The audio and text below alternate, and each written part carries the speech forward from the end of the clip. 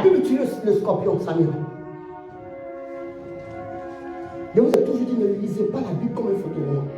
Chaque mot de la Bible est une révélation.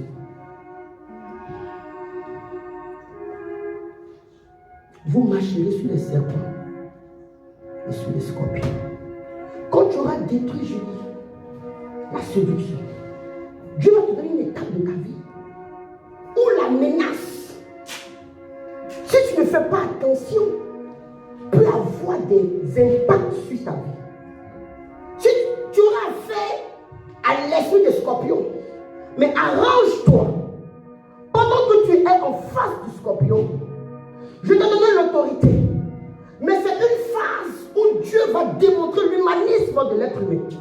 À cette époque, tu auras la victoire, mais tu auras des séquelles en tant qu'enfant de Dieu, en tant qu'être. Vous savez que par moi, il y a des situations que tu traverses. Tu sembles avoir la victoire, mais ton être entier est quand même touché. Et là maintenant, il faille que Dieu apporte la consolation.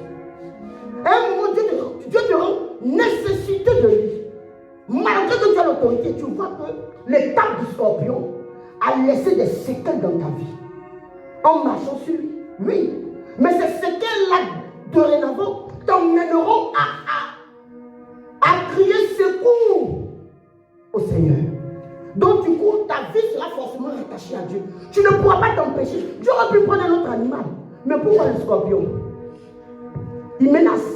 À vide, il fait peur. Mais Dieu nous convainc pour nous dire qu'on a l'autorité de marcher sur cela.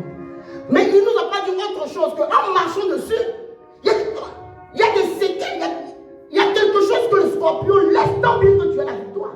Voilà pourquoi on peut être enfant de Dieu parler en langue, mais il y a des situations où on est touché.